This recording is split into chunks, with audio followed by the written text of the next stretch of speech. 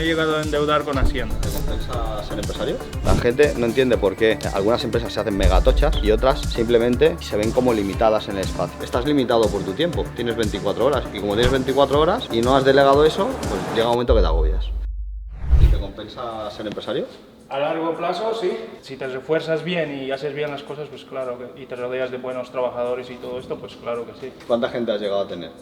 Yo he llegado a tener lo máximo que he llegado a tener a tope ha sido 15 como pequeño empresario, como un emprendedor. Cuando tú llegaste a tener 15, entiendo que eran 14 tíos que iban con martillos y tú, o había alguno que era chofer, había una administrativa. Cuando uno empieza, pues uno tiene que hacer de todo, ¿no?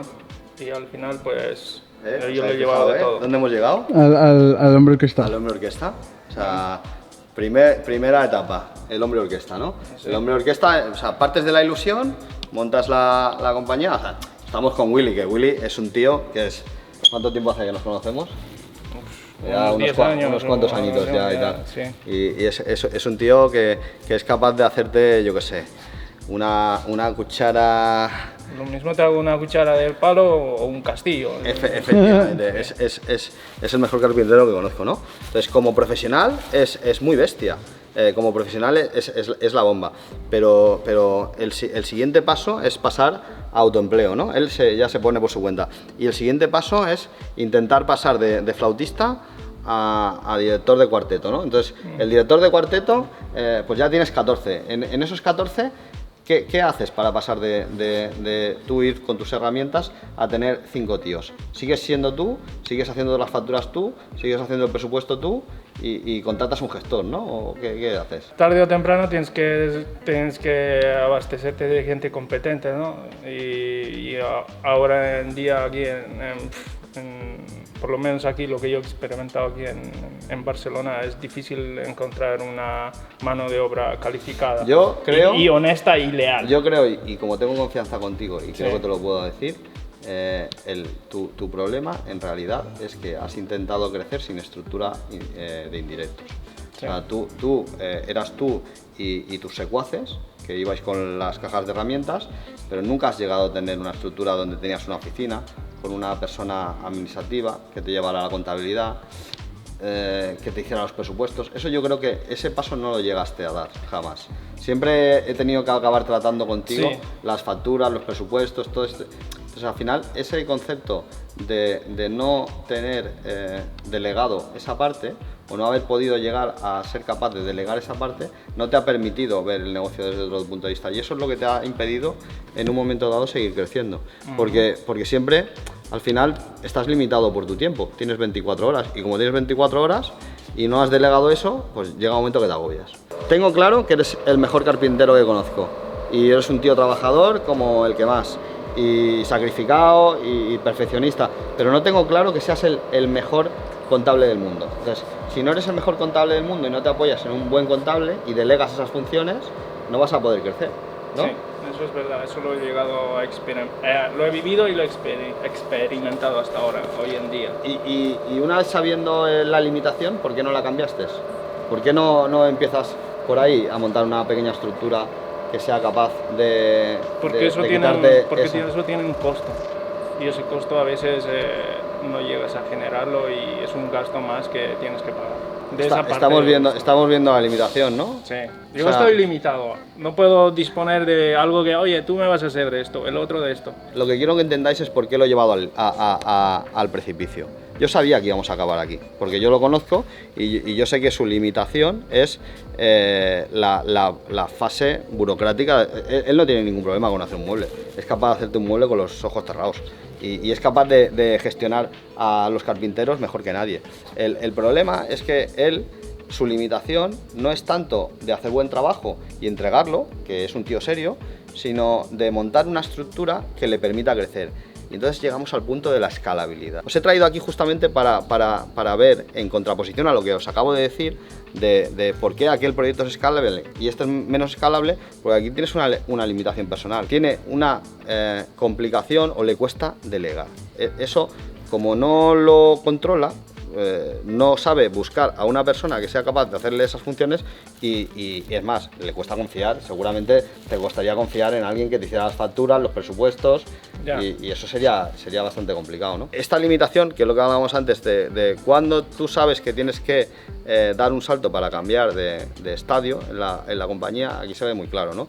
Y es un tío que es un triunfador porque en realidad es un trabajador excelente, pero tiene esa limitación. Entonces él tiene que identificar esa limitación y esa limitación se repite una y otra vez en muchas de las empresas que yo veo. Es una empresa complicada de escalar porque, coño, una empresa de carpinteros, imagínate, problema para encontrar carpinteros, problema para cobrar a los clientes, es un mercado complicado, pero encima él tiene la limitación de que sabe hacer muy bien el trabajo, pero tiene que montar una estructura que le permita absorber dentro de sus costes, o sea, crecer suficiente como para absorber los costes de esa estructura y que le permita a él, pues, liberarse de ese peso y crecer. La gente no entiende por qué algunas empresas se hacen megatochas y otras simplemente van y se ven como limitadas en el espacio, ¿no? Una de las limitaciones más grandes que tenemos las empresas es eso, delegar, tío, es muy complicado. Pero por otro lado, a Willy la ventaja que tiene es que como no hay tantos carpinteros va a tener mucha más oferta para él, ¿no? El problema que tienen las empresas como Willy es que los coge una empresa como la mía y los saturan de trabajo. Vale. ¿Sabes? Y lo acaba absorbiendo. Claro, al final te haces monodependiente, porque te dan tanto trabajo que al final no te da tiempo a estructurarte para crecer y ser independiente. Y claro, a Willy, cualquiera que lo pille, es que no quiere dejarle dar trabajo, porque es muy complicado encontrar un buen carpintero. ¿Qué es lo más complicado de tu trabajo al final? Lo más complicado quizás es ya no el trabajo, porque el trabajo, bien o mal, si sabes hacerlo, lo haces, y si tienes el personal calificado y sabes tú que lo van a hacer o les has enseñado o han aprendido de mí, si yo confío en ellos, sé que lo van a hacer, ellos saben cómo yo lo quiero, entonces simplemente es conocer la habilidad de cada trabajador. Entonces, según ¿Tú crees que un contable es un coste o una inversión? A la larga sí que es una inversión. ¿Cuántas veces has tenido un contable en la empresa? Yo he tenido 1, 2. ¿Y qué pasó? Con la primera, pues mira, hasta me he llegado a endeudar con Hacienda. O sea, que te lo hizo mal. Sí. Se puede hacer muchas cosas con las declaraciones y estas, pero en la segunda sí me ha ido bien. ¿Y lo tienes ahora? Lo he ido manteniendo, sí, pero bueno. Pero está en plan freelance, ¿no? Sí. Luego al final llega a tener un coste y bueno. Te toca las pelotas para pagar por un coste que no ves que esté produciendo, ¿no? ¿Qué es lo que debes saber realmente para poder saber delegar? Escúchame, mira, yo me considero un tío anárquico, desordenado y bastante inútil a nivel de administración, pero inútil nivel superlativo, o sea, no me tengo que esconder. Pero coño, yo me he buscado gente que es buena en eso.